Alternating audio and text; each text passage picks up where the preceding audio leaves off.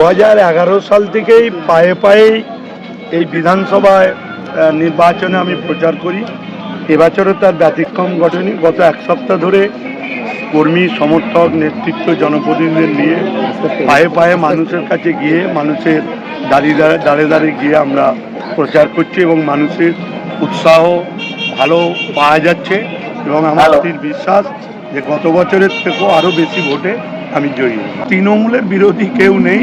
তৃণমূল একাই রাস্তায়, একাই ময়দান। তার কারণ তৃণমূল 5 বছর ধরে রাস্তায় থাকে, ময়দানে থাকে, কিন্তু অন্য কোনো রাজনৈতিক দলে দেখা যায়।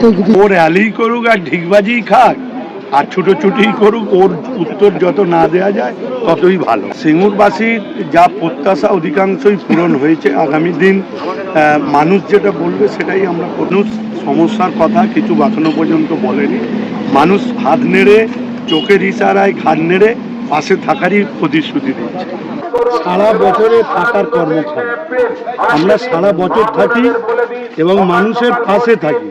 সেই জন্য মানুষ আমাদের সকলকেই আশীর্বাদ করছেন এবং মানুষ চাইছেন যে আরও বেশি ভোটে যাতে জয়ী হয়ে আসে। মানুষের চোখ, মুখ, ইশারা, হাত নাড়া তাদের অভ্যর্থনা মনে করিয়ে দিচ্ছে যে গতবারের থেকেও বেশি ভোটে জিতবে। তো ভোটের দিন আসবে তত তারা আউট হয়ে